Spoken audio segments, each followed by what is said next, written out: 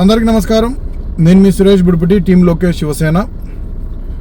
ఈరోజు వీడియోలోకి వెళ్ళిపోయే ముందు నాగార్జున యాదవ్, నిజంగా ఈడు యాదవ్ జాతిలో ఎందుకు పుట్టినా అని యాదవ జాతి సిగ్గుపడేలాగా ఉంది. ఎందుకంటే ఈ 5 సంవత్సరాల్లో, ఈ వైసీపీ ప్రభుత్వం 5 సంవత్సరాల్లో మన రాష్ట్రంలో గంజాయిని ఏ విధంగా వీళ్ళు విచ్చలవిడిగా వాడారు, విచ్చలవిడిగా అమ్ముకున్నారు, విచ్చలవిడిగా ఇతర రాష్ట్రాలకు సరఫరా చేశారు మనం చూసాం.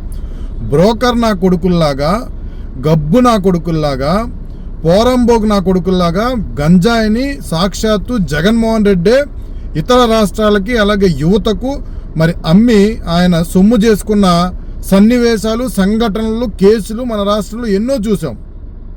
కానీ ఆ కేసులు కూడా తెలుగుదేశం ప్రభుత్వం, తెలుగుదేశం పార్టీ నాయకులు వెళ్ళి ఇక్కడ గంజాయి అమ్ముతున్నారు, లేకపోతే గంజాయి ఇక్కడ దొరుకుతుంది, ఈ రాష్ట్రంలో ఈ విధంగా గంజాయి ఇక్కడ నుంచి ఇక్కడికి వెళ్తుందని తెలుసుకొని పోలీసు వ్యవస్థకి వీళ్ళు ఇన్ఫార్మ్ చేస్తే పట్టుకున్న సంఘటనలు కోకొలలు ఉన్నాయి తప్ప ఏ రోజు కూడా జగన్మోహన్ రెడ్డి దాని మీద దృష్టి పెట్టి గంజాయిని కుకట వేళ్లతో మేము నిర్మూలిస్తాం, అసలు గంజాయి అనేది మా రాష్ట్రంలో పండకుండా చేస్తాం అనేది ఏ రోజు జగన్మోహన్ రెడ్డి ప్రభుత్వం చేయలేదు. కానీ ఇప్పుడు ఈ ఈ సన్నాసి పోరంబోగు నా కొడుకు, ఈ పనికి మాలిన నా కొడుకు ఒక చోట గంజాయి దొరికింది విజయవాడలో. అది ఇంతకుముందు మీరు పండించిన గంజాయి, ఇంతకుముందు ఏ విధంగా అయితే మీరు సప్లై చేసి మీరు ఈ రాష్ట్రం నుంచి వేరే రాష్ట్రానికి, ఒక జిల్లా నుంచి ఇంకో జిల్లాకి మీరు సప్లై చేస్తున్న తరుణంలో ప్రభుత్వం మారింది కాబట్టి ఇవి ఎక్కడెక్కడ గంజాయి మొత్తం అయితే మీరు డిస్ట్రిబ్యూట్ చేయాలని వదిలేశారు చూసావా, అవి దొరుకుతున్నాయి ఇప్పుడు నా కొడక. అవి మా ప్రభుత్వంలో దొరికే కాదు, అది మీ ప్రభుత్వంలో, మీ ప్రభుత్వం ఆధ్వర్యంలో ఆ రోజు మీరు గంజాయి ఏమంటారు దాన్ని, ప్లేసులు, గంజాయి సప్లై చేయడానికి మీరు ఏదైతే ఎంచుకున్న ప్లేసులు ఉన్నాయో ఆ ప్లేసుల్లో మీ ప్రభుత్వం వస్తుందని చెప్పి మీ కోకొలలుగా మీరు ఆ గంజాయి సప్లై చేసే ప్లేసుల్లో మీరు 1000 టన్నులు గంజాయిని మీరు అక్కడ పెట్టడం జరిగింది. అది ఈరోజు ఎవడో తెలిసి తెలియని, లేకపోతే నీ అన్నో, మీ తమ్ముడో, లేకపోతే నీ సహోదరుడో, లేకపోతే గంజాయి సప్లై చేసే వైసీపీ కార్యకర్త, వైసీపీ దొంగో అది తెలుసుకొని డబ్బులు లేక ఎట్లా మీ ప్రభుత్వం రాలేదు కదా, అందుకని చెప్పి ఆ 2 కేజీలో 3 కేజీలో గంజాయి ఎక్కడో చోట అమ్ముకుందాం అనేసరికి మా ప్రభుత్వం అలాగ ఉండదుగా.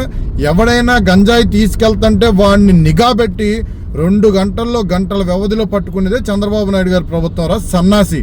అది పట్టుకొని ఇక ఆ గంజాయిని మన రాష్ట్రంలో నిర్మూలిస్తాం, ఆ గంజాయి పండించే పంటలను కూడా మనం నాశనం చేస్తాం, అసలు గంజాయి అనేది మన రాష్ట్రంలో ఉండకూడదని మా ప్రభుత్వం నిర్ణయం తీసుకొని ముందుకెళ్తుంటే నువ్వు ట్విట్టర్లో నీ ఇష్టానుసారంగా రాసుకుంటూ పోతుంటే ఊరుకుంటావు అనుకుంటున్నావా నా కొడక?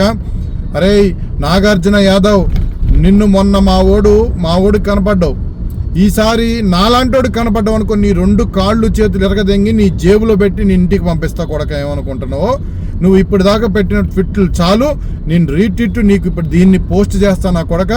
నువ్వు నిజంగా ఒక అమ్మకి అయ్యకు పుట్టుంటే ఇలాంటి ఎదవ పోస్టులు చేయవు, పట్టుకుంటున్నారు కాబట్టి సంతోషించు, అంతేగాని దాని మీద బురద జల్లే కార్యక్రమం చేయకు. నీ ప్రతి ట్విట్కి నేను ఇదే విధంగా నేను వీడియో రూపంలో రీట్వీట్ చేసే కార్యక్రమం చేస్తా. నువ్వు కానీ నాకు కనపడకు, నేను విజయవాడలో తిరిగినప్పుడు కానీ లేకపోతే ఇతర ప్రాంతాల్లో తిరిగినప్పుడు నువ్వు నాకు కనపడకు, నా ఫోటో తీసి పెట్టుకో నా కొడక. కాళ్ళు చేతు ఇరగదెంగి నువ్వు మాట్లాడిన మాటలన్నిటికీ సమాధానం చెప్తా. 2014, 2019 నుంచి 2024 వరకు నువ్వు ఏ విధంగా మాట్లాడావు, ఏ విధంగా నా నాయకుల్ని సంబోధించావు నాకు మైండ్లో తిరుగుతుంది గిర్రని కొడక. కనపడావు.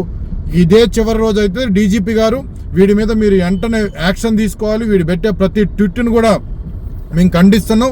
కాబట్టి రాష్ట్ర ప్రజలు ఇలాంటి అబద్ధాలకు ఇంతకుముందు మోసపోయి మన రాష్ట్రాన్ని మరి వాళ్ళు అందరూ కూడా జగన్మోహన్ రెడ్డి పక్షాన్ని నిలబడి 151 సీట్లు ఇచ్చారు. ఇలాంటి అబద్ధాలను మళ్ళీ మనం ఎంకరేజ్ చేసే కార్యక్రమం చేయకూడదు.